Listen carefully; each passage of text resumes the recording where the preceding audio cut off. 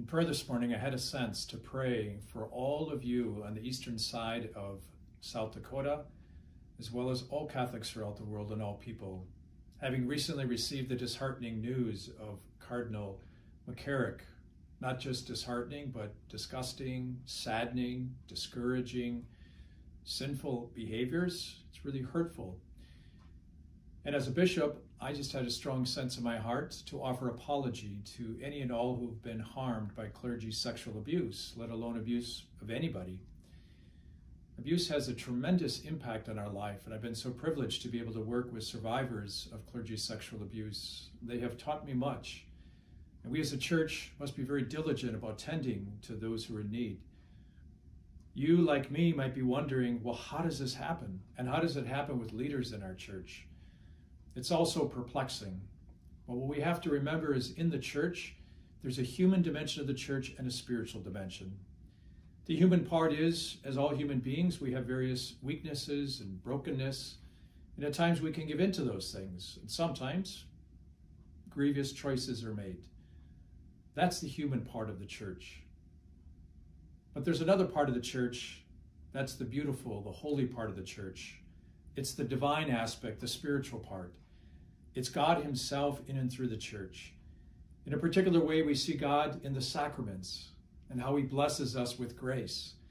Being able to receive the Holy Eucharist, baptism, being able to go to confession, all those beautiful sacraments, regardless of the holiness of any particular minister, even a lay person in the church. The goodness, the holiness of the church is always there. And so you, like me, need to make a decision. Will our decision be to remain in the disheartedness, being disgusted by the humanity as we should be, in justifiable anger and discouragement and sadness? Or can we allow the grace of God to raise us above it and to be part of the solution moving forward?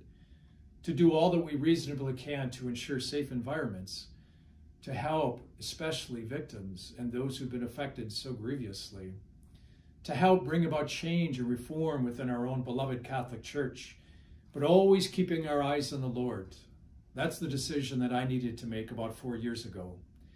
I remember very clearly I was at a little cabin and I was praying, and I was so disheartened by what I had experienced in my own home diocese, in the Archdiocese of St. Paul in Minneapolis, with all of the clergy sexual abuse and how some of the things were handled by leaders in the church, not just there, but in other parts of the country and the world as well.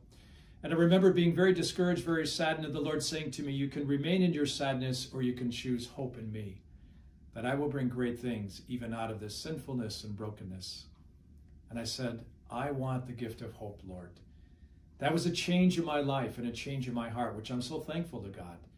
It became the beginning where I focused more on God and saying, in the midst of all this broken humanity is wrong and bad, I must step into that in the way the Lord is inviting me to. Prayers, sacrifice, caring for victims, helping the church work on things. I was also so heartened by men and women, laity especially in the church, who stepped forward to help us to deal with those issues. My brothers and sisters, we have reason for hope, but our hope must always be in God, because there's always broken humanity. But let's pray, let's do what we can. Call the church out to great reform, to live in holiness. At our clergy days recently, I challenged all of our clergy in the diocese to really focus on being healthy, happy, and holy. And if there's issues, things that are unresolved in their life, that they can live in the fullness of the truth, in the fullness of love, and get help for whatever they might need. I'm also so very grateful for having a diocesan review board and a diocesan policy that any clergy that has some sort of sexual misconduct, I get to bring to that board, and they can advise me on what I should do. That's the kind of leadership that we need in the church. Men and women willing to help lay men and women, clergy within the church, to help the church be purified in her broken humanity. Always remembering the goodness of God is always there for us. The holiness of the church remains regardless of any broken humanity. So join me in prayer and sacrifices, doing all we can in the church to help her become healthy, happy, and holy. Know of my prayers for all of you today.